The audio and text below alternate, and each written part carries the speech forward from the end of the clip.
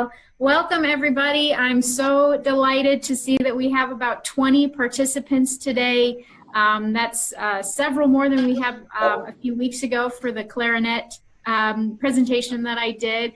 For those of you who don't know me already, my name is Sammy Johnson-Helms, and I'm the Executive Director and the Principal Clarinet of the Terre Haute Symphony Orchestra. And I've been working closely with Michelle to create this tour of the orchestra presentation, where we will feature different musicians from the symphony orchestra during 2 presentations a month.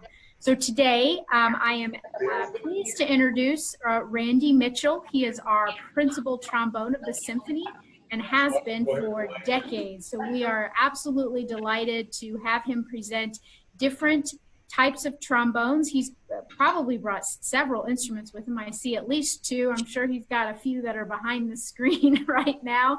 So he'll be able to present the different types of the trombone. He will talk a little bit about the history. He'll do some demonstrations on the instruments, and then I'll let him play a solo piece at the end of the presentation, and then we'll open it up for question and answer.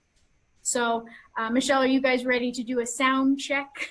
We are sound checking right now. You hear it? It sounds great. Randy, I'm going to trade you spots. If you want to come sit there, we can sound check you now. Wow. Can I turn the camera to? We can turn the camera anywhere you want. Oh, Lord. Well, just to be able to show them the horns. Okay. Ah, perfect. I can't see myself. Oh, now I can see. Yeah, cool. Okay. So Hi, Randy. Do you want to sound check any with Samantha on your horns or anything? She said, Samantha already said it sounded good. All Yeah, right. sounds good. I can hear you just fine. All right. And can everybody see him okay? Sam, Yes. Okay? Yes. All right, Randy, you can see yourself. You're lit up and Oh, yeah, up in the corner. way up there in the corner. So Wow. you're basically the person who's going to talk the most. So I'm you're so always gonna sick be of lit up. Zoom meetings, you guys can't imagine it. We have personnel committee meetings on Zoom and faculty meetings on Zoom, and I've taught lessons on Zoom, so I live for the day. I told my theory class I live for the day I can see their whole faces, because all I see are their eyes now. So Sammy asked me to do this, and I said, yeah, sure, why not? So I've got 4 different types of trombones here in the background. I guess the best way to start is I started playing the trombone in 5th grade down in Evansville, Indiana. And who knew at that point where it was going to end up taking me. I have a Bachelor of Music Ed degree from Indiana State University, so I eventually came back to where I kind of started my academic career. A Master's in Trombone Performance from the University of Louisville, and a doctorate in a DMA in Trombone Performance from the University of North Texas in Denton, Texas. And my first university job was teaching at the University of Louisville as the assistant director of bands, where I did the basketball band, and I rebuilt a marching band that had been dead for 10 years. So in 3 years, we went from nothing to 180 players and became the official band of the Kentucky Derby, playing my old Kentucky home as the horses come out of the paddock. We stood in the Rose Garden. They came out of the paddock just before we ran the race. So I started out doing bands first, but I also subbed in the Louisville Orchestra, and I played in some big bands and dance bands and things in the Louisville area, and did shows there for entertainers that came into town, played state fair shows and things like that. And then I moved to Texas after 5 years. I loved being a band director. It was really neat, but that isn't what I really got into college teaching for, and that what I got into it for was playing my trombone and teaching my instrument. And so I had an opportunity to take a job at Texas Wesleyan College in Fort Worth, Texas. It's now called Texas Wesleyan University. And went down there for 7 years and started my doctoral work at University of North Texas, which has the same size School of Music as IU Jacobs School of Music. Had the first jazz degree in the United States in 1958, and the school now has amassed 107 Grammy Awards from ensembles there and from graduates from the University of North Texas. So it's a pretty amazing program. I certainly enjoyed it there. But I came back to ISU in 1990 to teach trombone and teach other classes, and so I've been here ever since. So I've been here 31 years. This is my 31st year at ISU. I'm past retirement age, but I've still got my playing chops and I have my health and I have good students. So there's no intention for me to retire. And the paycheck's kind of neat too. So I tend to not take myself too seriously. It's one of my favorite sayings to my students is just when you start thinking you're the best, there's some clown in Hoboken that's better. And so I use that as an advisory to realize that you might think you're pretty good, but be aware of somebody who's just over the horizon that might be better than you are. That's the way it is in the professional performing world. So I've been in the Terre Haute Symphony since I came here in 1990 as well. So this is my 31st season. We did Bolero a couple of years ago and I managed to survive that. That's probably the one orchestral excerpt that's gotten more trombonists fired from orchestras than any other excerpt. So it's a tough one. And it's really not the hardest one, but it's just a difficult one. So interesting thing. I had the great and good fortune to teach in a study abroad program in 1998 in Vienna, Austria. And that allowed me to study with a trombonist in the Vienna Philharmonic Orchestra. And I spent the spring semester studying with him. And then I got to meet another trombonist who taught at the Haydn Conservatory. So I played a recital at the Haydn Conservatory in Eisenstadt and played in an Austrian big band. So it was a very unique opportunity for me. But the trombone is what you're here, so I'm going to try and regale you with some interesting little factoids. So if you're ever on Jeopardy, you might win a little money. I have yet to see the category trombone in Jeopardy, but we'll see. In the history of the instrument, no one really quite knows where it came from, but the earliest depiction of a trombone comes off a wedding chest of an Italian princess from the late 1300s, and it shows a musician playing what looked to be an early trombone. The word, I'm sure some of you are aware that early trombones were sometimes called sackbuts. That's the English version. The French version was sacure-boucher, which meant push-pull. That's what we do with the slide. The English called it sackbutt, shagbolt, shagbutt. But the name came from the Italians who called it trombone, big trumpet. So trombone players tend to not like being associated with the trumpet, but I guess we'll take it at this point. So big trumpet is trombone or trombone. And it's an interesting, the interesting instruments were early on. I don't know if I can show you this or not. Let's see. Let me see if I can get this up here. This is a woodcut from the Triumphs of Maximilian. I don't know if you can see it here. It shows mounted riders playing early sackbuts on horseback. There was a large woodcut done for the coronation procession of Maximilian I, and that was one of the groups, was a mounted set of riders playing sackbuts.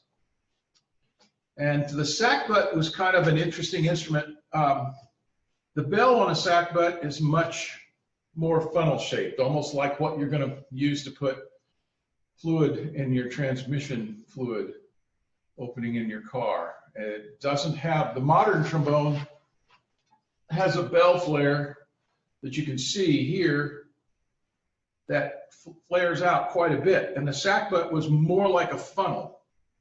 And the instrument, the early B-flat sackbut is just almost identical to the standard B-flat trombone. It's easy to play. It's just small bore instrument. If I use the word bore, what I'm talking about is the diameter of the tubing averaged over the whole length of the instrument. You come up with a number. And so that number for a sackbut is a little less than ½ an inch. The early sackbuts tend to have funnel-shaped insides of the mouthpieces, and the sound tends to be a little more nasal and less like what we're used to hearing in the modern orchestra. I had the wonderful opportunity to play both the tenor sackbut in the Collegium at the University of Louisville, and I also played an E-flat sackbut, which was actually tall, bass sackbut, taller than me, and the slide was so long I had to have a hinged handle to reach all the positions to get out to it. So in a modern version of that, the British military bands had at one time, they don't anymore, they had a G trombone that had a big hinged handle. So you might see old photos of a British military band with this giant slide and a guy with a handle trying to reach out to the positions. I also played the tenor sackbut when I was at North Texas. We had a little sackbut consort there, 3 sackbuts and a cornetto. And we played Renaissance dance music for a session down at Round Top, Texas, where one of the musicologists taught some of the dance steps to the Renaissance dance music. So that, the interesting thing about the trombone is it primarily exists right now in the same way it was invented. It's nothing more than just a tube that slides. You have to, I'm going to throw out one figure right now. There were no valves on any of the brass instruments in the 1600s, in the 1400s, and the 1300s. The valve was not invented to about between 1825 and 1835. So for all the brass instruments, trumpets had no valves, horns had no valves. Only the trombone with the slide had the ability to play chromatically. For a trumpet with no valves, all you're going to get is kind of like a bugle call. All you can get on one length of tube. But on the trombone,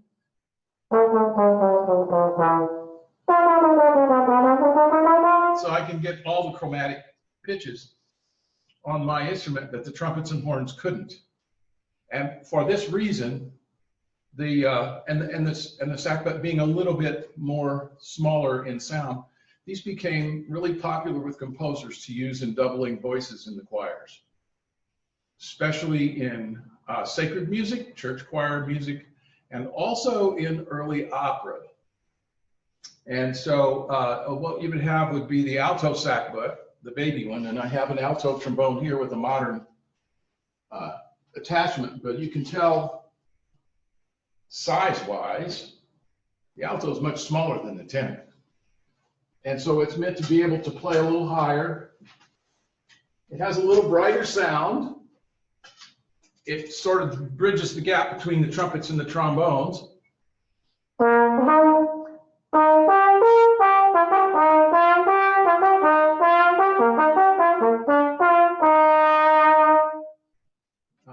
Or I'll see if I can remember this.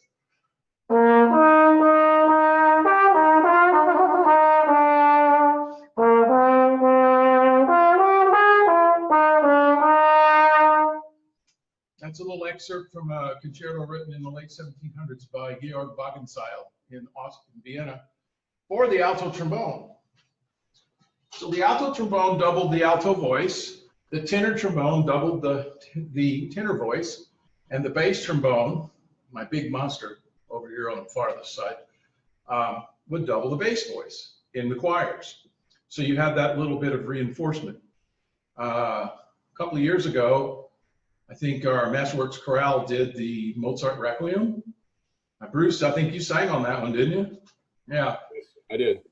Yeah, and so you had those 3 instruments doubling the various voices in the choir. And this was a tradition, a normal tradition that was done. So if Mozart decided he was going to use trombones in his requiems, that's what he did with those. Very, very rarely was there an independent part. You were just doubling the voice. Beethoven did the same thing in his Mass. You would see this mainly, the instrument was mainly a church instrument. Now, in 1600, Monteverdi wrote what is considered the very first opera, and that's his opera Orfeo. He wrote for a quartet of sackbuts to play in the orchestra, and he used the sackbuts to play whenever the oracle or the wise old sage was singing or doing his role, so that the use of the trombone began to be identified with the wise sage, the wise man, the high priest, the various, those of intelligence. Or we're going to go completely to the other side of the spectrum. They were also used to bring about fear and damnation and evil. So it's that was kind of where we were stuck. Of course, the trumpets and the horns, they're still doing their thing, but there's no valves yet. Mozart, in his last composition, the Requiem, decided in the 4th part that he would write an independent trombone part. Now, the question is, did he really do that, or was this something his student Susmar said, because Mozart completed the first 3 sections of the Requiem and then he died. He had left sketches for the other movements in the Requiem, but the 4th movement is called the Tuba Mirum, which is a very solemn type of thing. And I believe, and he had left sketches for what he wanted there. So they used the trombone along with the bass voice to play the first part of the Tuba Mirum. And the very first thing you hear in that movement is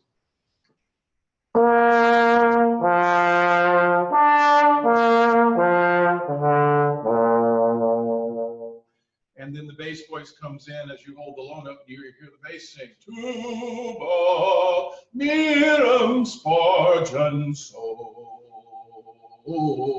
So I'm holding the note, trying to keep from crossing my eyes as they take their time.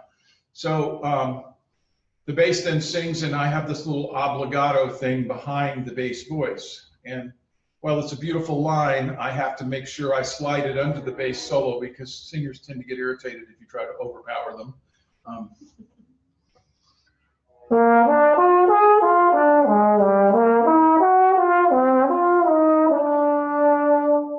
it goes on for a while. It's a beautiful solo. I've gotten the opportunity to play it several times. It happens to be in the 2nd trombone and not the 1st trombone.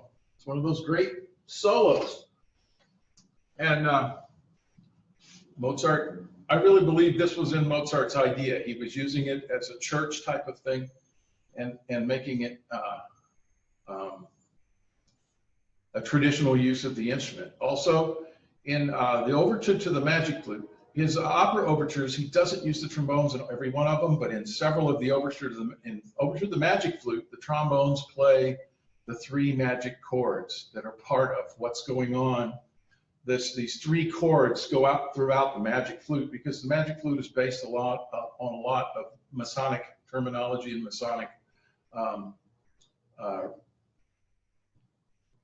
guess, Masonic information. And so the 3 magic chords, the trombones always play them.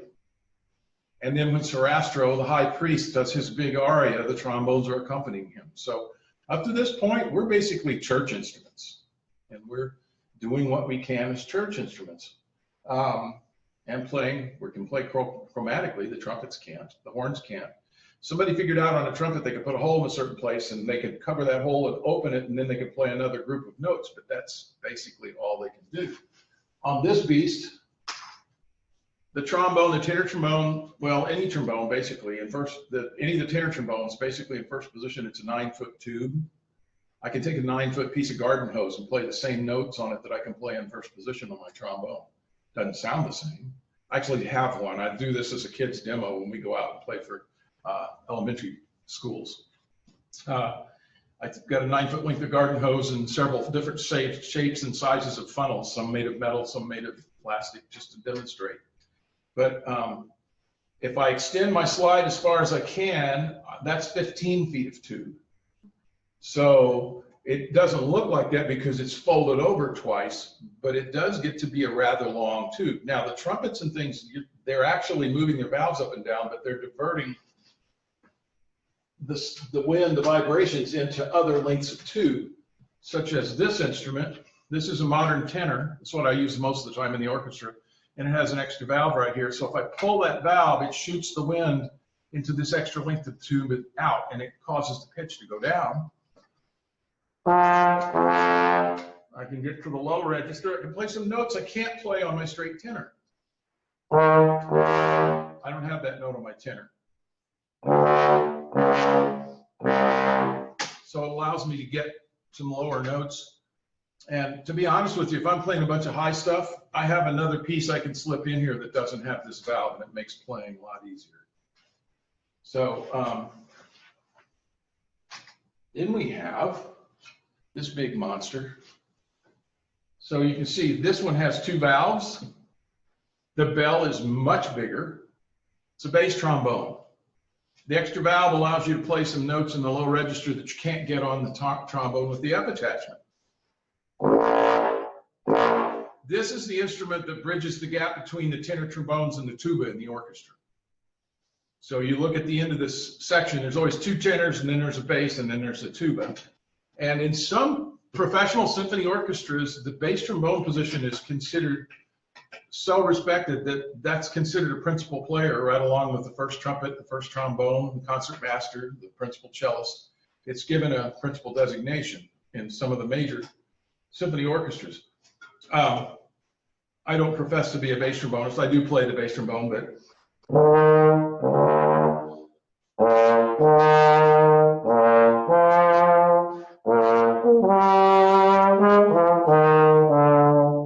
little bit of Sarastro's aria from the Magic Flute. So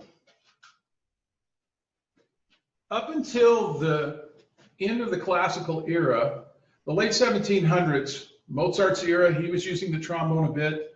Some of the court composers to the Emperor Joseph II of Holy Roman Empire, of the Austrian Empire, Austro-Hungarian Empire, wrote. There were a fair number of trombonists in Vienna at this time playing, and there were some concertos that were written during that time by Wagenseil and Albrechtsberger, and a couple that popped up that now nobody knows who wrote them there, by that famous composer Anonymous. And so there were good trombonists in Vienna at this time. We just don't know their names and who they were. There are lists of musicians and having been paid to do this and that, but it didn't specify their instrument. So they're trying to figure out who some of these folks were. In Mozart's case, though, since he was a freelance composer, everybody knew that he wrote the horn concertos for a horn player by the name of Whitegeb. And nobody's understood. Mozart didn't write a solo for the trombone. So if we want to play any Mozart, we have to steal from other literature. So we steal from Mozart bassoon concerto. We play that. We play literature that written for other instruments and adapt it to our horn. We don't have that wonderful wealth of early literature. But at this point, the trombone is still considered a sacred instrument. Symphony players, symphony composers, the symphony was secular. You didn't use trombones. Haydn used no trombones in his orchestras. Over 100 symphonies, there's no trombone part. He did write trombone parts in the creation, though. Mozart, 41 symphonies, no trombone parts in the symphonies. Beethoven, Symphony 1, 2, 3, and 4, no trombone parts. Masses, yes. Symphony 5, however, Beethoven broke tradition, and in the last movement of the Fifth Symphony, and we all know the Fifth Symphony, you know, da, da, da, da, da, da, da, da. By the way, if you don't really understand that rhythm, here it is again. Da, da, da, da, da, da, da, da, da, da. He does it to death in the first movement. So in the last movement, however, he wrote in a set of 3 trombones, an alto, a tenor, and a bass. And in the symphony, when we're doing things like Beethoven and Mozart, sometimes we go with what we call section light. I'll play an alto, Norm Hansen, the second trombone player, will play the small bore tenor, and then the bass trombonist, who varies from time to time, will just play a large bore tenor with an F attachment. We call that the section light. But it's a little more in keeping with the historical performance of that particular piece. So Beethoven wrote this 4th movement in the 5th Symphony, and it had 4 trombones, which was pretty much heresy among all the composers at the time. My God, you wrote those church instruments into that movement. And it really is a neat movement, but most of it is doubling other parts. There's a high F in there for the first player. That's a screamer. And that opened the door. And everybody thought, well, if Beethoven could put trombones in his symphonies, then maybe we can do the same thing. And in particular, it influenced a French composer by the name of Hector Berlioz. And if you don't know Berlioz, he was a very interesting composer. And the thing that is really different about Berlioz is, think about all the composers up to this time: Mozart, Bach, Haydn, Beethoven, Czerny, Stamitz, all these composers. They were keyboard players. They played keyboards. And so their composition was keyboard based. They thought in terms of what they saw and what worked on the keyboard. Berlioz was not a keyboard player. Berlioz's instrument was a guitar. So he wasn't thinking about the keyboard. He was thinking more about sounds. How does each instrument sound? What kind of sounds can we get out of the clarinets? listen to what the flutes can do. Now, Vivaldi used the flutes to kind of indicate birds in spring, in the seasons, and a lot of the other composers did that, but his ideas went even further. And so you see with Berlioz using the instruments in a much different way. In the Symphonie Fantastique, the last movement, The Witch's Sabbath, you got two tubas playing the Dies Irae about as loud as they can play. Bum, bum, bum, bum. And actually, the trombones help out in a couple of places too. The funny thing in the score is it says if two tuba players are not available, then you could find ophicleide players, which is an early tuba. I'd be scared of that one. Ophicleide is a pretty weird instrument. But so he began to use the instrument in a much different way. And good old Berlioz wrote the first treatise on instrumentation. You can take this instrument and it'll do this. Here's the good range, here's the clarinet range. This is how it sounds in the middle register. This is how it sounds in the low register. This is how it sounds in the high register. You can use it to do this if you want to achieve this effect. Nobody had put that down in print, and Berlioz sat down and did it. So I'm sorry, I'm going to have to digress and read. All this other stuff's been off the top of my head, but I'm going to read a little bit here. Berlioz wrote in his treatise, this is a translation, says, in my opinion, the trombone is the true head of the family of wind instruments, which I have named the epic one. We all agree on that. It possesses nobility and grandeur to the highest degree. It has all the serious and powerful tones of sublime musical poetry, from religious calm and imposing accents to savage orgiastic outbursts. Directed by the will of a master, the trombones can chant like a choir of priests, threaten, utter gloomy sighs in a mournful lament, or a bright hymn of glory. And this is my favorite part. They can break forth into awe-inspiring cries and awaken the dead or doom the living with their fearful voices. So you will see composers after this point take the trombones and do that. Berlioz in his Damnation of Faust, he has Faust being dragged to hell, and the trombones are playing these ugly, awful pedal notes, blatting notes, brah, and it's scary. You hear Rimsky-Korsakov in the Russian Christmas music that we played at Christmas last year in the Terre Haute Symphony, where the trombones are chanting like priests, Orthodox priests. So you see a lot of, instead of just playing for the wise old sage or for, damning somebody to hell, you see the instrument being used a lot more often in different types of writing. And so Berlioz opened the door. Beethoven started it. Berlioz opened the door, and all of a sudden everybody starts using the trombone in their symphonies and giving them roles that they would have never had. And so if you look past Beethoven and Berlioz and you look into some of the later romantic composers like Liszt and Richard Strauss or Mahler or Bruckner and Wagner, you see them being used in a whole different variety of ways. And so in a modern symphony now, we're used for everything. We can play all kinds of stuff. Now the problem with our instrument is without a valve, and if I don't articulate every note I play, this is what you get.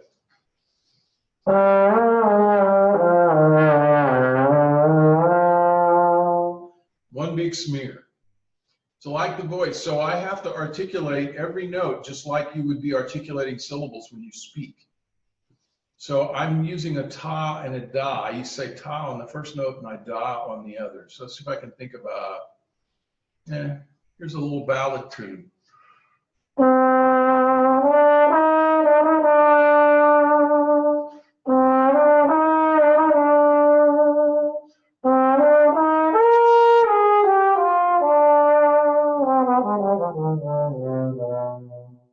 I'm not using my tongue on every note lightly to articulate the wind and the beginning of the note, then it's going to come out like a big smear.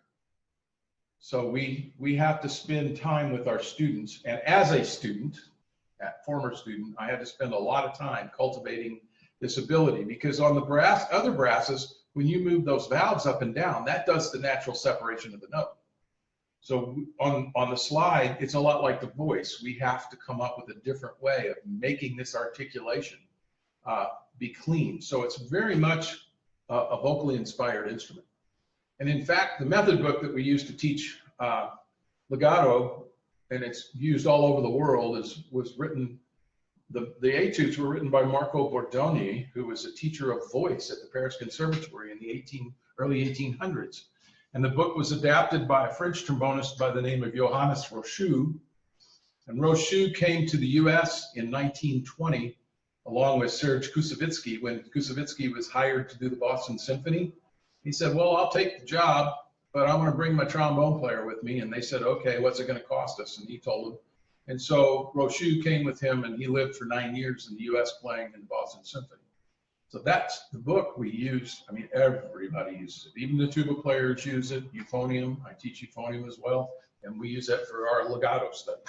So you have to learn how to play in a way that you don't get smears, unless the composer says you want smears, and then we can do that, but none of the other brasses can. So the trombone kind of becomes a little bit of the clown of the brass family as well. So the old ragtime pieces, Dixieland playing, you use smears and glisses. A really fine trombone choir has a beautiful sound, almost like a male vocal choir. When I was at North Texas, we had 2 trombone choirs. One was 27, the other one was 23 members. And it was just a beautiful sound. And you can almost say, for trombonists, it could be almost a religious experience, but it was just a gorgeous sound. I played in a trombone choir of over 300 one time at one of the trombone workshops, and we went out and we played Bruckner excerpts at the wall of the Tennessee State Office building in Nashville, and when it didn't fall down, they pronounced it safe to use. So, and actually here's a little weird tidbit. Certain translations of the Bible don't call the ram's horn for the walls of Jericho, but they make a translation saying it was trombones. I have no idea where that came from, but it is kind of an interesting thought. The instrument after, it's basically a classically oriented instrument, but as popular music took hold, we find that the instrument is used as in popular music. And particularly, you think of Dixieland and the smears and the style.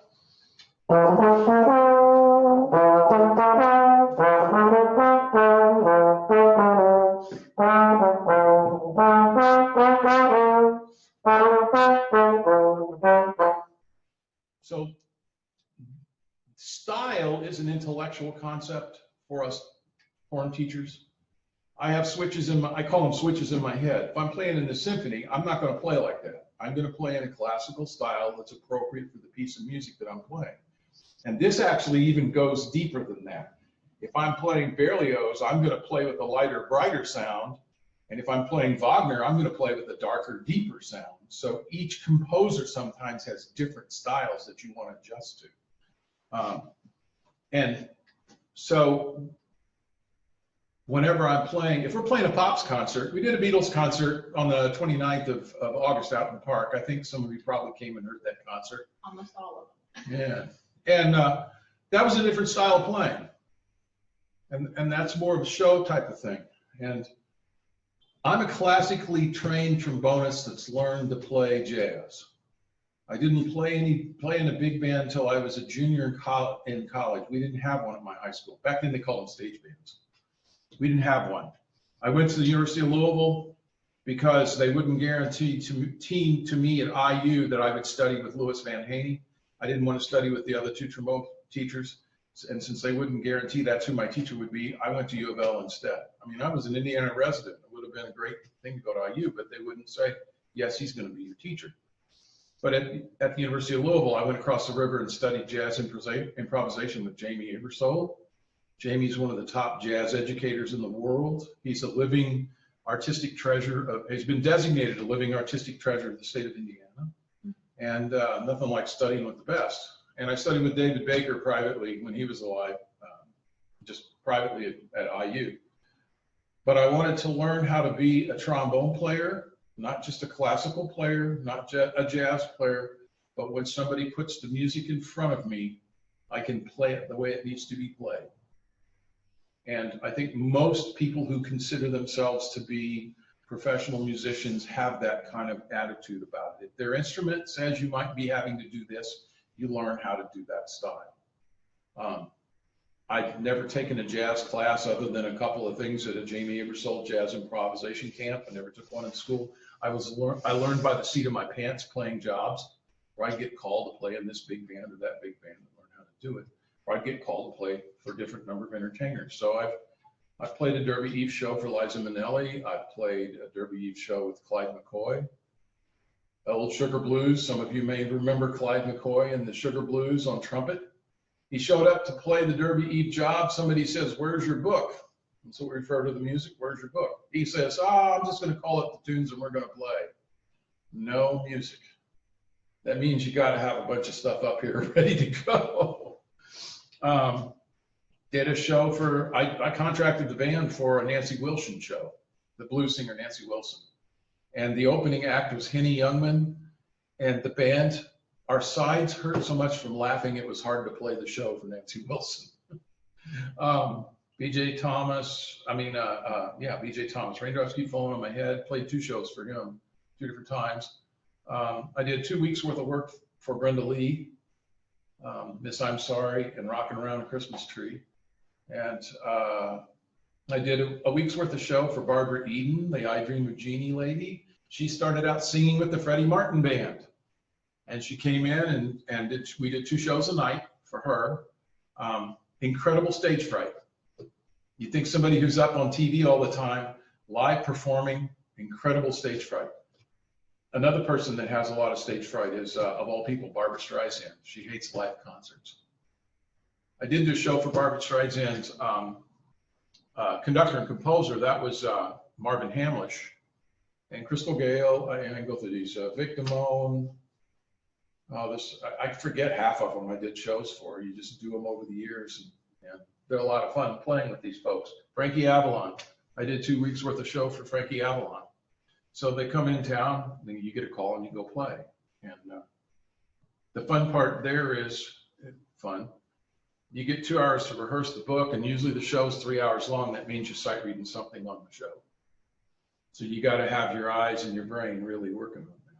So the popular music, you get into the popular music styles, you have to be able to improvise a little bit, or you also have to be able to understand or know some of the important sounds that you need to know. If somebody calls up a tune, like the theme song for the Tommy Dorsey Band was. I'm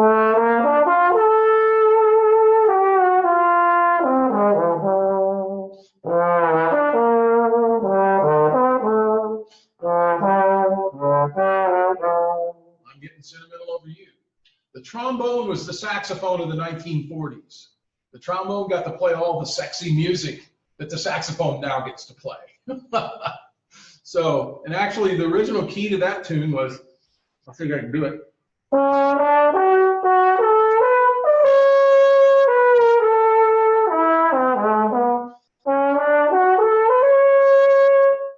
little bit higher than where most of us play it.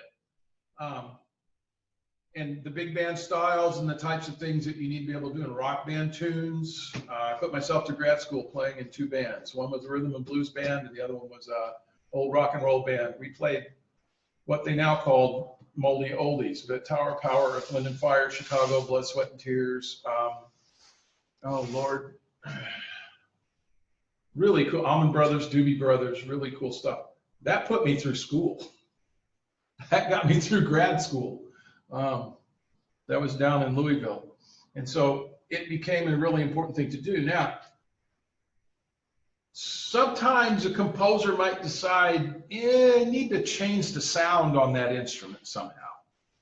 So what they do sometimes is use mutes. The old joke is all of my mutes are named Quasimodo. Rumpumch. So, sometimes they may want a little brighter, but not so loud. So I'm going to play. That's the open horn. Here's a straight mute. This one has a copper bottom. It'll be a little darker.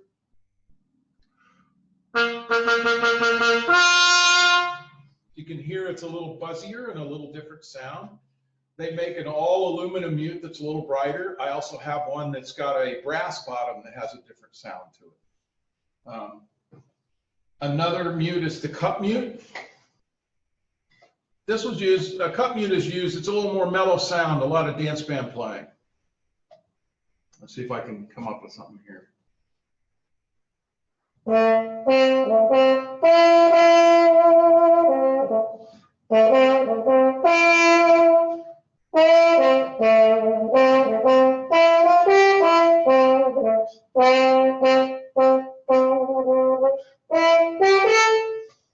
So it has a little more mellow sound.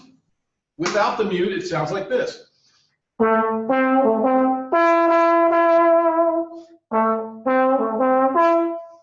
So it's a little more mellow, a little less in your face, I guess. There's another mute, which I didn't bring with me. It's called a bucket mute. Kind of fits over the bell. A lot of times I played for almost 10 years in a big band in Dallas-Fort Worth, the James Davis Orchestra. And our standing New Year's Eve job was at the Colonial Country Club, where they have the PGA Open every spring in Fort Worth.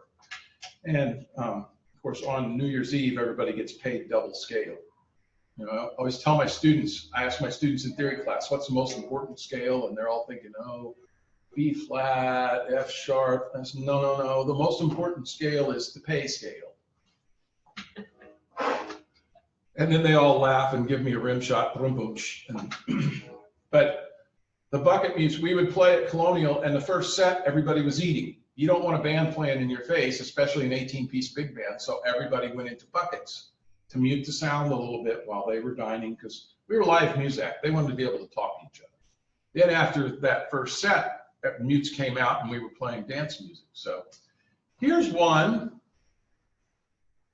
I'm sure you've all heard this. Anytime an adult or a teacher or anyone above the age of 5, it would seem, talks on a Charlie Brown special, what do you hear?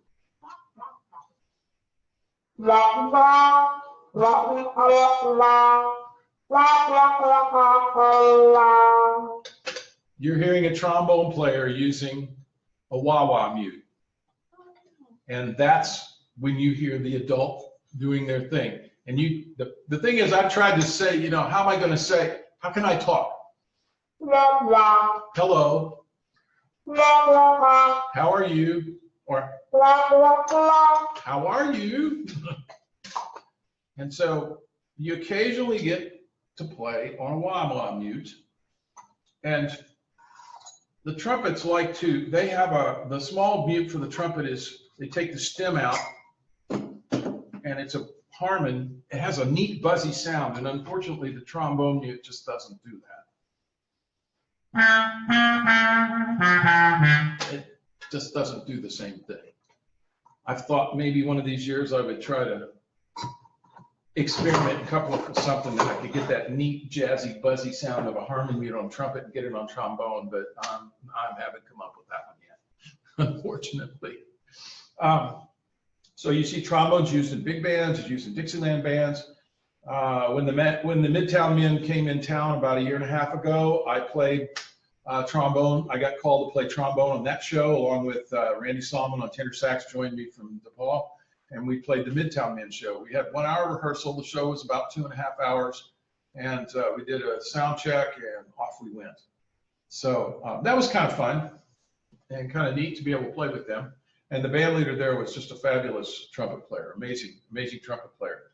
And here's a comment on what's been happening with COVID. The guy who toured with this show was as the band leader and trumpet player for 9 years. Because Broadway's gone dark, all the shows that tour have gone dark, he is now working in a cabinet shop in Philadelphia. And this guy is a monster trumpet player.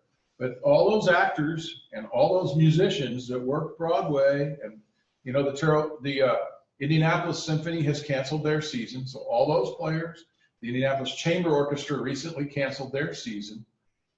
You know, where do we go and what are we doing? So it was a thrill for me to be able to do the Beatles concert with the Terre Haute Symphony, and then they did that concert last Sunday, which I wasn't a part of because there was no trombone part, but still live music. Our wind ensemble did a concert Thursday night over in Tilson Auditorium. We had 50 people there, and we were trying to figure out how to stream it. But, you know, just to see and hear live music and see even our students trying to do what they could was it was refreshing.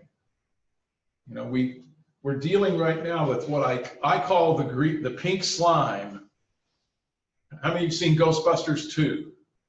Okay. The pink slime that was the negativity flowing under New York City.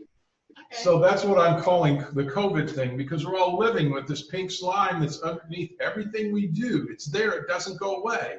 We're figuring how to fight it and how to get past it, but it's still there. And I live for the day that the Ghostbusters drive the pink slime away somehow. You know, our doctors do that because it is wearing on everybody. My dean said in the faculty council meeting about a month ago, he says, I feel like we've been in school for 4 months already. And he's right. So I digress. I love the instrument. It's taken me places that I couldn't believe I'd ever go. I've played multiple times in China. I've played multiple times in Thailand, South Vietnam, Taiwan, Austria, Germany, France. You know, if somebody told me in high school I'd be doing all this stuff, I'd probably looked at them and told them they were crazy. And yet, it happens. I thoroughly enjoy, as you can probably tell, I really enjoy what I do. I enjoy teaching my students. I learn something from them every day. I hope they learn as much from me as I'm learning from them. And, you know, when they started me on the trombone when I was 10, if somebody told me I'd be doing this now, I would have said, you're nuts. But, you know, I was going to be I went to college as a history major and a music minor. I switched after the first semester.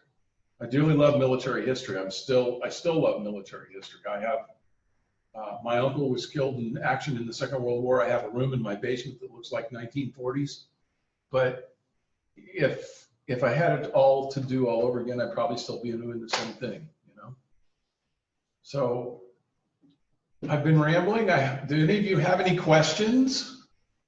What would possess you to do something like this for 58 years, right? Do trombone players have lung issues? There have been a couple, thanks Betsy. There have been a couple of issues where there was, how am I going to say this? I guess a fungus. If they didn't keep the slides inside of their slides clean, that they would inhale some mold. And if you were susceptible, some things like that, there have been a couple of examples of trombone players getting kind of a lung infection, not a serious lung infection, but enough to bother them from the mold in their instrument, which means you need to keep your darn horn clean. So, but other than that, the biggest issue that we have with lungs and playing the trombone is guys who smoke, or women who smoke. I use the term guys as non-gender specific because there are a lot of women trombone players out there now, many more than used to be. And the smoking is the big thing. The biggest problem you usually see is from bass trombone players where they have to hold this heavy thing with this hand. It causes some muscular issues. And I've had a shoulder issue. If I'm using too much pressure, I'm under the gun to prepare something. And if I'm using too much pressure here, I can get a sore shoulder out of it. But I haven't really had any kind of a debilitating issue.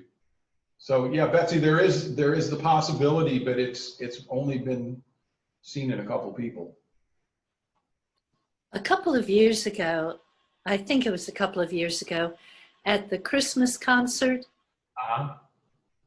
you all played Trumpeter's Holiday on the trombone. Yes, we did. That was very impressive. And does that, last week, Sammy was talking to us about double tonguing and triple tonguing on the clarinet. So I was wondering. How terrible we are at it. Yes, yes. So between the two. That's a technique we have to develop on our instrument, particularly if you're playing a lot of marches. Oh, and if you're playing circuses, you got to play those circus gallops really fast. So you learn to double tongue. It's like going taka, taka, taka, taka, taka, taka. The first note is a tongue release, and then the back note is out of the back of your mouth. That's a double tongue.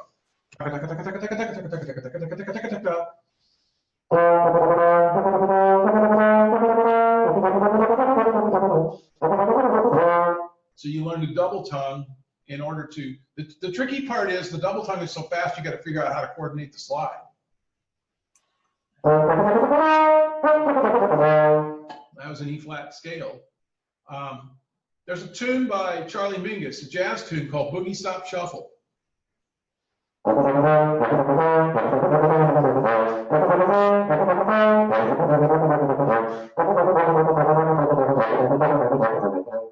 Really, it's just this.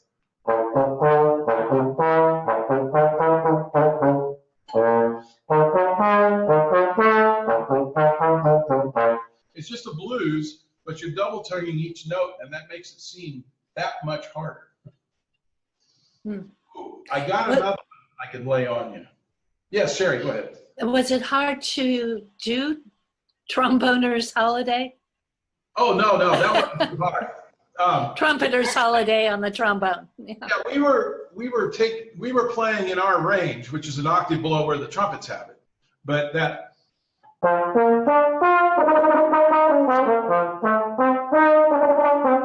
yeah, it's cake.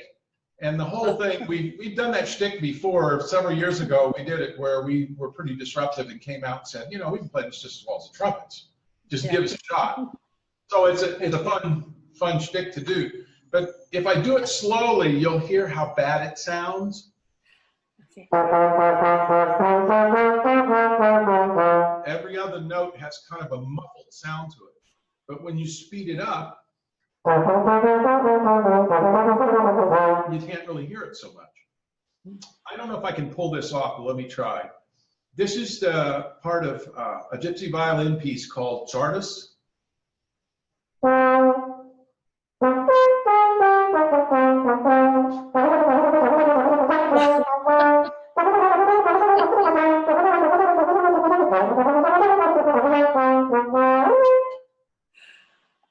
I think you pulled that off. That was great. That's a little rough. Thank you. Thanks, Dick.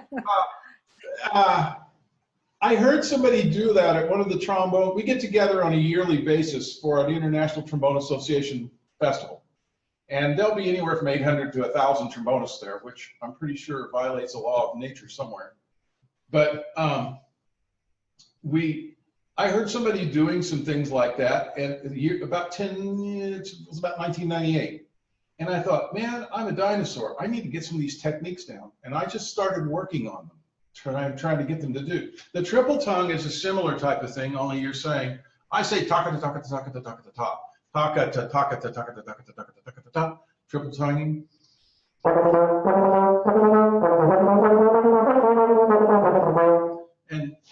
And I'm not as proficient with the triple tongue as I am with the double tongue, but I think I get that from my mother, because whenever she would call the cat, I would hear her go, here, kitty, kitty, kitty, kitty, kitty, kitty, kitty. She could do that. And my dad would call the cat, and he would say, here, kitty, kitty, kitty, kitty, kitty. So I think I got to say I got that from my mom, I think.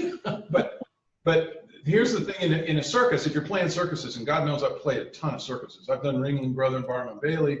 I've done tons of shrine circuses, both here in Terre Haute and when they still had them here, and then Louisville and Evansville. I played the Evansville Shrine Circus from about 1972 to 81. I've done Louisville, I did Fort Worth, all those. My last gig that I played before I left the Dallas-Fort Worth Metroplex was the Ringling Brother and Barnum and Bailey Circus in the Reunion Arena in Dallas. But, you know, they have the Tiger Act, the Lion and Tiger Act, and they have the cage there where the animals are. And so when the act is over, they have the little train of carts that the animals are moved out to that center cage in. and they have to chase all the tigers and lions around the cage and into their carts.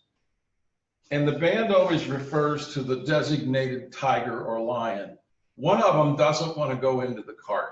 And you're playing some church circus gallop like da da da da da da da da, you know, you're playing like crazy.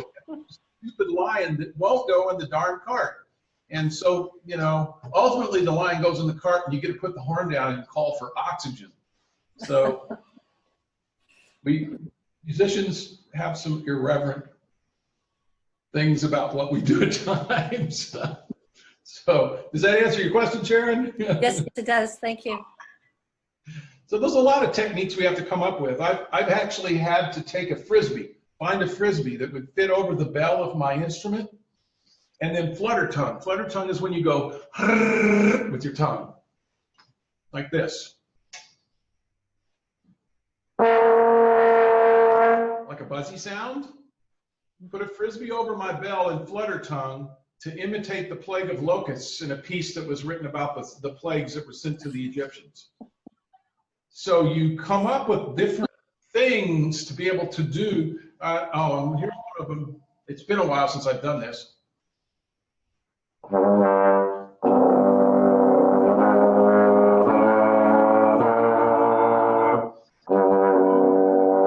can't get it to settle today. I'm singing a note in my throat and playing a note with my lips. So if I get it to settle in right, you might actually hear a chord.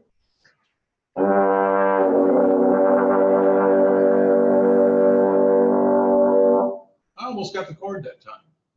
Cool. That's called multiphonics. Several years ago, people would have said, "You're nuts for doing that stuff." And then Shani Oberio wrote a piece called Sequenza 5 where the solo trombone player has to do that. And of course, all the trombone players at the time said, "What in the world is this idiot trying to do?" Yet, we figured out how to do it. So composers sometimes, I heard somebody ask Gunter Schuller, why do composers write things that we can't play? And that's like waving a red flag in front of a bull when it came to Gunter Schuller. And he stood up and he says, well, we like to think about writing things that will stretch what you can do. So, you know, the multiphonics thing, I don't know if I can make it happen. Let me see if I can do this.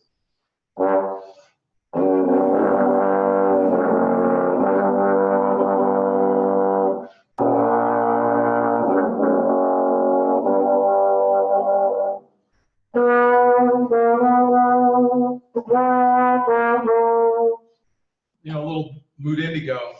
I could kind of goof with it a little bit. The trombonist who was really a master at this was a German guy by the name of, let me think of his name here. He passed away a few years ago. Oh crud, the name is escaping me. I actually heard him live in Vienna in 1998. He was playing with the North German Radio TV Big Band, and they came to Vienna and played a concert. And he could play, he sounded like a section by himself. It was pretty amazing. And so there's all kinds of things that composers will sometimes, you might want to say, throw down the gauntlet and see if you can do this. So it's kind of interesting. Anybody else? Back to 5th grade. Huh? What else did you consider playing? The drums, Bruce, the drums. I want to be a drummer. Everybody loved the drummer, you know? So you take those Selmer tests in school and you'll get boop, boop. Was the second note higher, lower, or the same as the first note? And you answer, you know, and you do that. Or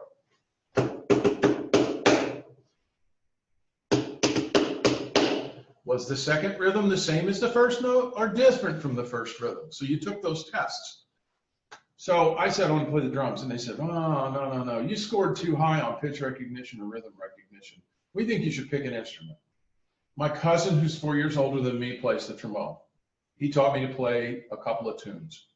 That cousin still plays. He's in a Dixieland band in St. Louis called the St. Louis Stompers. None of them are music students. They're all just doctors, lawyers, whatever, and have their own little hobby band. So I said to them, well, my cousin plays the trombone. Maybe I'll try that. And they went, yeah. Give him a trombone right now. And Bruce, I've been stuck ever since, man.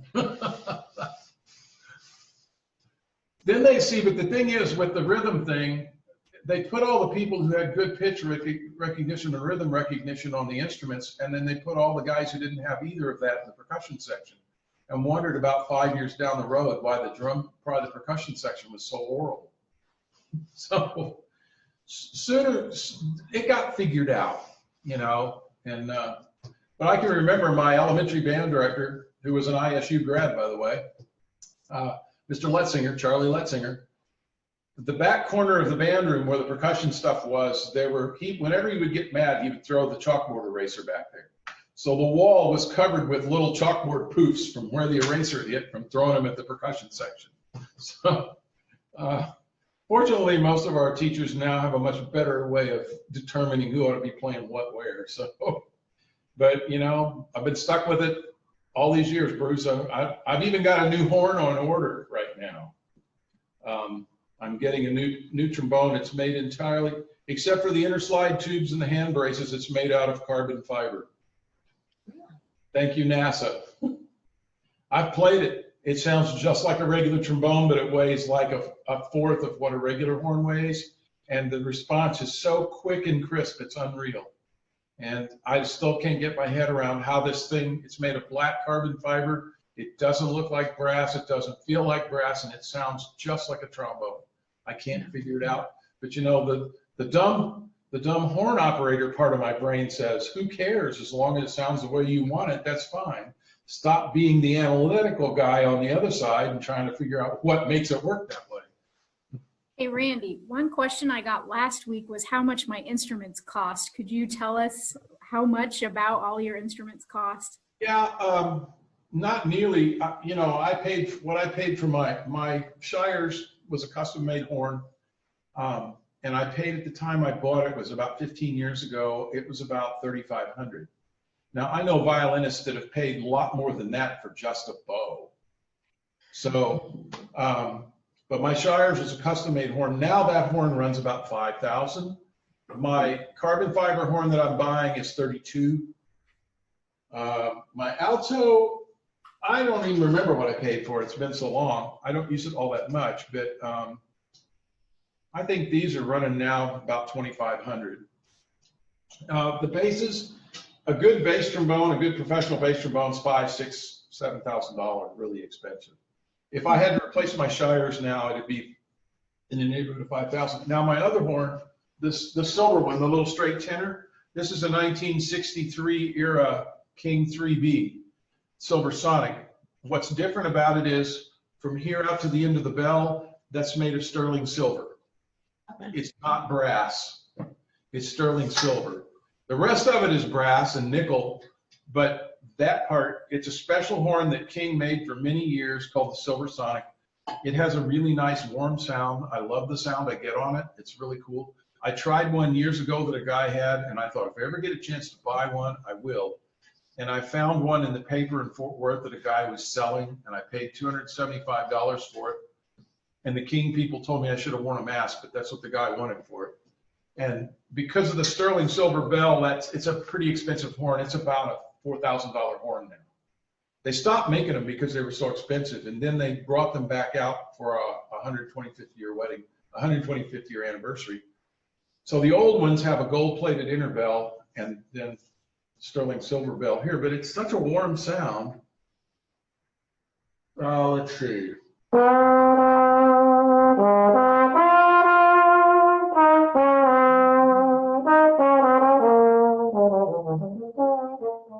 little bit of slide hand of J.G. Johnson's Lament, and it's a beautiful sound. So yeah, the makeup of the instrument can vary.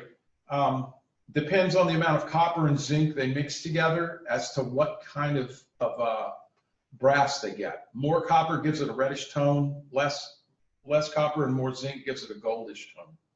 So, but yeah, I mean, I know string players that paid more for bows than I have to pay for really a top-notch horn. So I consider myself a little bit lucky in that respect. Randy, yes. How many of our students in brass, trombone, tuba, euphonium go on to play professionally? Only a few from here do this. That's not the kind of school we are. We're primarily focused toward education and business. I have one student in my studio who's a performance major. He reminds me a lot of me. I always thought of myself as just a big, dumb B-flat trombone player when I was an undergrad. And I listened to my teacher and did what he asked me to do, and it worked. And then when I went on to grad school and on to my doctorate, that's where I really think things blossomed for me. But I think Chandler has a really good chance of going the same road I went. He's a hard worker. He works. I mean, this guy has a work ethic that's amazing. We don't have any. We have a flute player who was a performance major, Ricardo, and he's now down working in the Carolinas with a really big name flute virtuoso. I can think of a guy I graduated with, Mark Hoffelstadt. Mark went out teaching. He taught in Nova Scotia. He taught down in, he was a bassoonist and a saxophonist. He wrote a theory book with Bruce Benward. I mean, there are a few, but we're Roger Spencer. Roger was a saxophonist and a bass player, bassoonist. Roger, we graduated together. We were in the same class. We student taught at the same time. Raj immediately went to the West Coast. He became the first call bass player for the Les Brown Band. That's the band that played for Bob Hope for all his touring. He played in Las Vegas. He played in a quartet with Ross Tompkins, who was the Tonight Show piano player when Doc Severinsen was doing the band with Johnny Carson. And Pete Chrisley, who was playing saxophone, he was in a quartet with those two guys.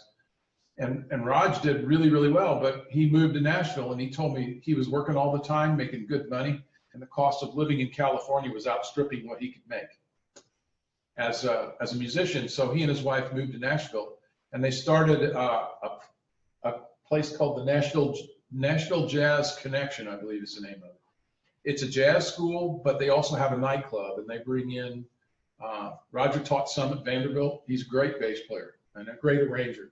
He now plays bass in a trio with a pianist by the name of B.G. Adair. She was the house piano player for Johnny Cash when he had his TV show, variety show. She was his house piano player. And so he plays with her, and they have a ton of CDs out. But yeah, I mean, we're a different kind of school. We're mainly turning out teachers and people working in the music industry, but not necessarily performers. So I'm an exception. I mean, how do I explain this? This is a form of the old way that musicians operated in the 1700s. They had a patron, and their patron helped them make a living, and that allowed them to play and perform and compose. In one way, ISU is my patron. It allows me to make a living. I teach my students, but it still allows me to also perform and be a participant in the performing arts. So it's kind of the 21st century version of what went on in the 1700s in a way. So out of your time pre-COVID, how much of your time is performing versus, or how much do you perform? A lot. I used to do a lot. I'd go up to Indy and play. I played in 3 orchestras. I get calls to go to Lafayette, sub up there in the orchestra. I get calls to go play in this band or that band. It just, now everything's pretty dark. I did play a rock band job this summer. So, my day job is what I do at the university. And actually that's also an evening and weekend job. We have stuff going on all the time. There's no way we can put a stop on it. I had 2 students that played recitals the last 2 weekends. So, I mean, but then I get called, I sandwich in between that, a call to play in Lafayette or I played principal trombone in the Champaign-Urbana Symphony for 3 years. That's a bit of a drive, but it was a neat thing. Yep. Carl Bender said Doc played Tilson many years ago. I did. Anybody at a distance can do that. Oh man, how long ago do you want to talk, Carl?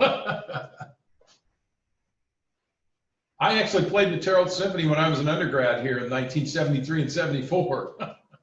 It might have been around that time because it was here really early, and he played with the symphony. Yeah, I did. His band. with Mr. Owens was the principal trombone for 1 year, and then he quit. And my senior year, I ended up being the principal trombone. And I can tell you what, I really didn't know what I was doing. So how I learned to play my orchestral music was to go down in the listening library and get the record and put it on the record player and listen to it, look at my part, and then run down the hall to the practice room and play it, and then run back and listen to the record, and then run back down the hall and play it. And that's how I learned to play my first orchestra stuff. Mm-hmm. And so, you know, when I got to go to Vienna and we were working on that stuff, I had my CD player with all those orchestra things, and I would practice with my silent brass thing in my apartment in Vienna on that, and then I would go to Bill's lesson. Well, my first lesson was right down in the bowels of the State Opera building. If Bill had not taken me out of the building, I'd still probably be wandering around there even today. But yeah, long time ago, Carl. Yeah. Yep. That's when I was thinner. I had color in my hair, and I was less tired.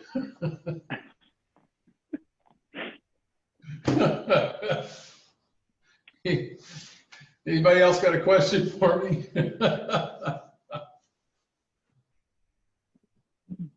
I think they're all done. I think they're done with their, now I have all kinds of questions, but I want to let you have an opportunity to, if you want to play a specific piece or anything. Oh, I don't know that I can do that thing I did for the symphony. I played a thing, you know, when we did the live symphony concert this summer. And I played a little jazz thing. I met a guy by the name of Dave Brubeck, not the piano player Dave Brubeck. This is his nephew, actually. He's a bass trombone player down in the Miami area, and he's actually written some pieces for bass trombone and tenor trombone, and he calls them stereograms. And the reason he calls them stereograms is he's written a bass line into a little melody, so he's incorporated the two. And I kind of did this last summer when we did the live symphony concert over in the Central Presbyterian Church. And one of the things, I teach a jazz procedures class. And so my students at a certain point, everybody has to improvise in that class. And if you're an instrumental music major, if you're an instrumental music ed major, you have to take this class. That means if you're a viola player, a cello player, a bassoon player, an oboe player, an instrument that is not typically a jazz instrument, you're going to improvise in my class. Nobody escapes. They have to. But they learn the forms and structure and the chords and the scales that go along with them and everything. But sometimes I would, accompany them by just playing a bass line, like a blues bass line.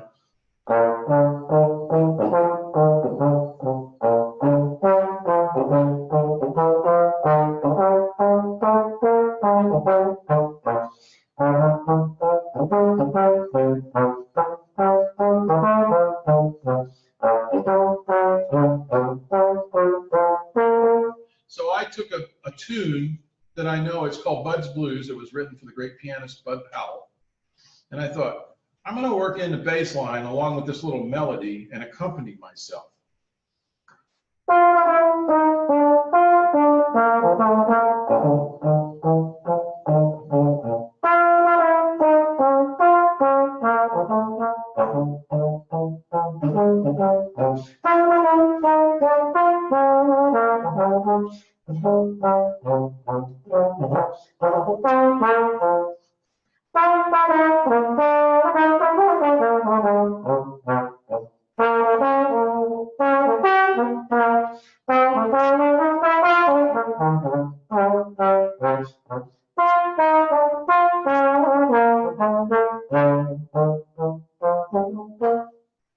So I've tried to not be a jazz player and not a classical player, but be able to do things that interest me.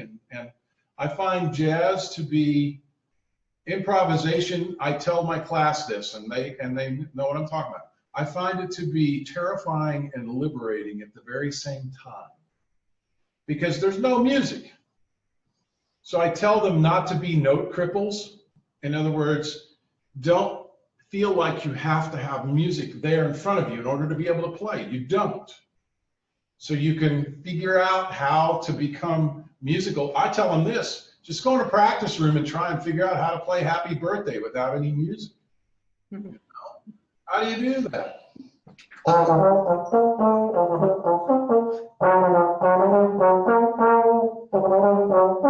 You know, different keys, put it all around in different keys, you know? Figure out what your instrument will do. Figure out how you can function with your instrument.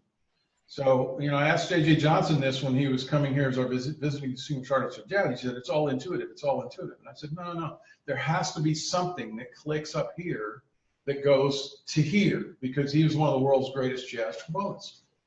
And it was so intuitive. He had played it so long, he didn't know how to analyze what that is. For me, I just learned scales and chords and learned all kinds of stuff, and I learned melodies. I tend to be a very melodic improviser.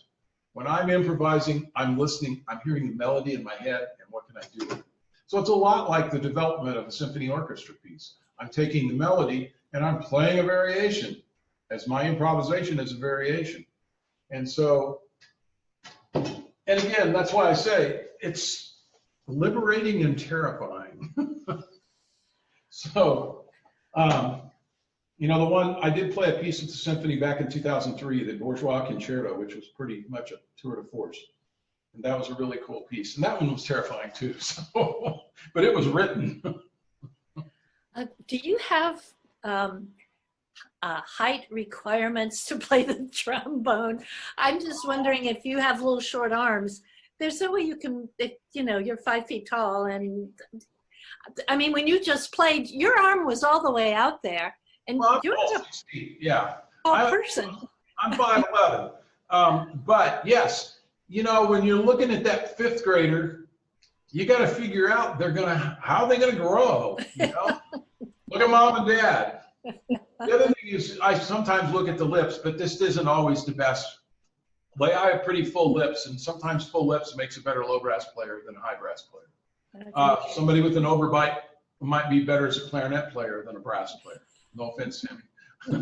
but because the way the mouthpiece, or saxophone, the way the mouthpiece goes.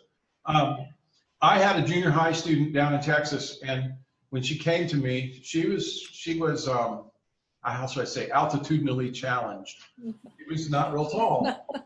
And her mom and dad were both not real tall either. But she had what she called her cheater on her trombone.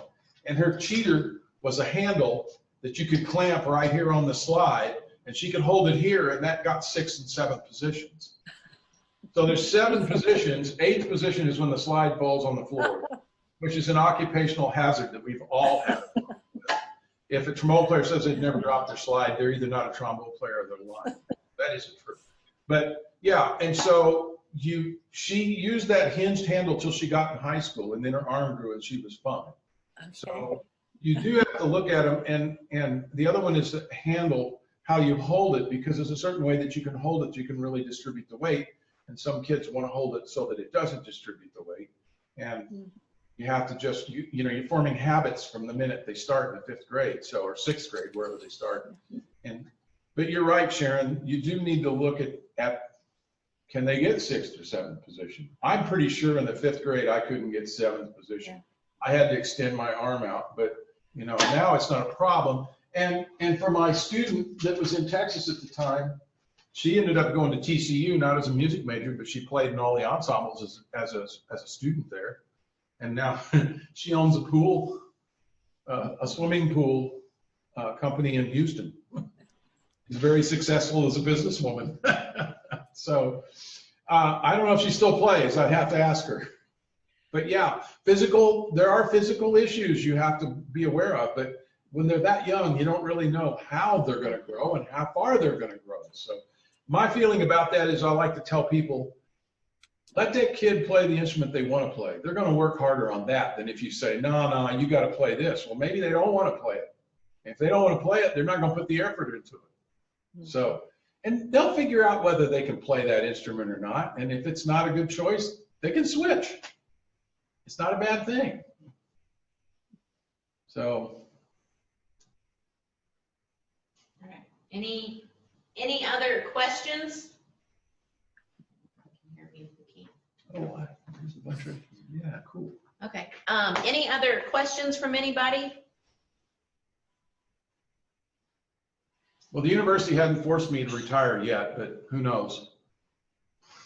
I do have one more. Who's your hero as a trombonist? Oh, a musician-wise? Yeah, a trombonist. Okay. Well, classical, I'm going to give you two. Classical trombone player, the principal trombone of the New York Philharmonic is utterly phenomenal, and that's Joe Alessi. He is amazing. If I can sound like Joe Alessi, even close, I would be thrilled. Jazz-wise, who's dead, J.J. Johnson, is probably the world's greatest jazz trombonist. He was from Indianapolis. J.J. was coming here as our visiting distinguished artist of jazz when I got hired, and we became good friends. And if someone had told me that I was going to be really good friends with J.J. Johnson, I'd have said, you're nuts. Now, living-wise, Wycliffe Gordon, who plays trombone with Wynton Marsalis, is phenomenal. He's like, to me, the heir apparent into the jazz trombone world. There's a lot of fabulous musicians out there, you know, and if you just get the chance to go listen to them and open your ears, and, you know, on every instrument. You know, one of my colleagues had a great answer. The brass quintet we were playing over, our ambassador brass quintet we were playing over at West Vigo Middle School, and one of the trumpet players is Jay Coble, who teaches trumpet at University of South Florida. And Jay toured as the lead trumpet player for Tom Jones for many years. You know, it's not unusual, that Tom Jones. He was his lead trumpet player. He toured Europe, US, South Asia, everywhere. And one of the kids said to him, what's your favorite music? And Jay's answer was, my favorite music is the music that's on the stand in front of me right now. Yeah. That has to be your favorite music, because you have to play that like, if you hate it, you still have to play it like it's your favorite music, because you don't want to let the audience know that. When you drive home, you can say, boy, that was a piece of crap. Hope I don't have to play that again. But you cannot do that as the player and make it come out of the horn. Yeah. How's that, Sharon? Does that work? That's really terrific. Thanks for answering all my questions. You're welcome. Well, thank you, Randy, so much for coming in and presenting. This was amazing. I think I learned a little bit about the trombone because I'm kind of stuck in my woodwind world. So well, thank you. We get our closets. I want to give a quick plug for our next session on October 20th. We're going to welcome our principal trumpet player, Jay Elsmore, and he's going to talk about the trumpet. And then in November, we're going to dedicate the month of November to strings. And so I'll be reaching out to some violinists, cello, viola, bass, and we'll have two musicians from our string section present in November. I think we're going to do those on November 11th and 17th. Michelle, correct me if I'm wrong, so that we avoid the holiday week with Thanksgiving.